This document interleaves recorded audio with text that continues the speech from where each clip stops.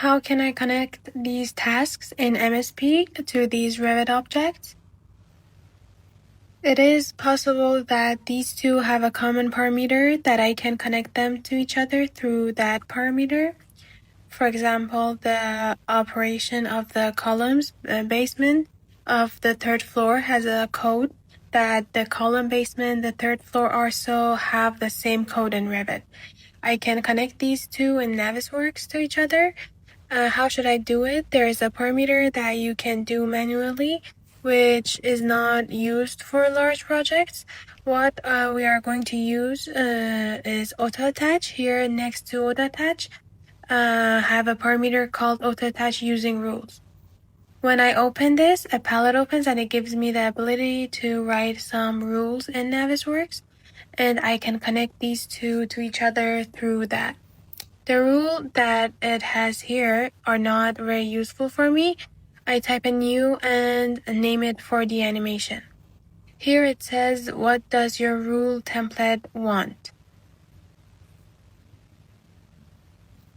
So attach items to task by category and properties, I will say. And this is exactly what I want. I want to assign the items I have to my tasks based on a category and property. This is exactly what I want.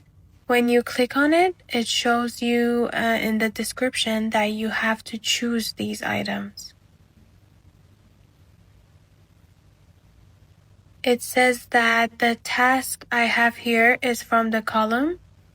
Here you have to choose the column. From which column, you might ask? Name column? No, it's the 4D ID column, right? Before I do my task, let me tell you that our 4D ID column is user 1.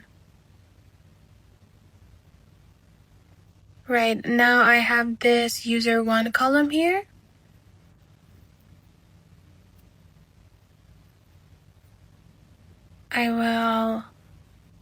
So here I will right click on it and rename the column and name it 4D ID. You can do this yourself now. I type a new and name it 4D animation. Here I have chosen the second category. It says that the tasks I have in this timeline are from the 4D ID column. Now I have to assign the items I have to my tasks based on the category and properties.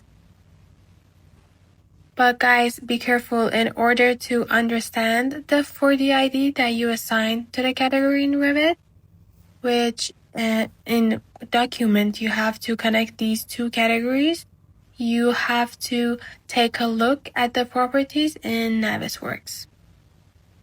So the rule we have here is to connect the 4D ID and MSB to the 4D ID of the object. Now, in order to see where the 4D ID that I assigned to the objects has gone, I open the properties here. And let's say I will choose this one.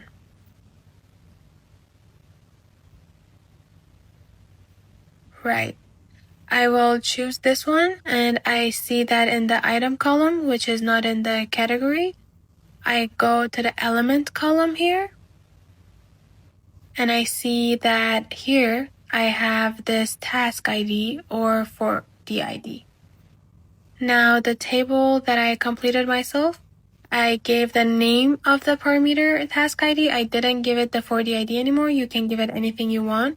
So I realized that my task ID or 4D ID parameter is the element column. Now when I come here and make this again, I give it the name 4D animation. In the second column, I say that the 4D ID column that I have is MSB should be connected to the element column.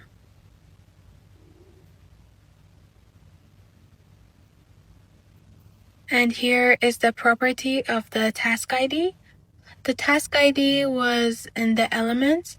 I come here, task ID, and that's it. So I came and said that the 4D ID that I had in MSP and the 4D ID that I have here, which actually came from the MSP, is now in Navisworks. Connected to this task ID that I put in these objects. Right, let me explain once again for you guys. We came and entered MSP into Navisworks. We put a column from the MSP in each column of Navisworks. Now we came here and defined the rule for it. We said that in this timeline, which I brought from the MSP, but is now in Navisworks, connect the 4D ID column that is in this timeline to the task ID that these objects have. There's also an ignoring case here. You can actually put this on matching or ignoring, so that if you wrote something big or small, Navis can ignore it. This column also has it. I created and selected and hit apply rules here. Right. Now let's take a look together. Here, if I bring this 4D ID that I have and put it here, I see that Navis has specified these to the objects that I have for 4D ID.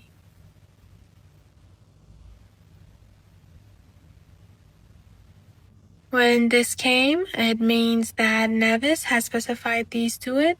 Now you should definitely check these if it's possible that you can make mistakes and coordinations between your MSP. And the IDs that you gave to the objects in Revit, it is a bit too much. It's possible that you can make a mistake, especially in larger projects. It's possible that you can make a mistake in case you can easily specify your tasks for the objects in Revit.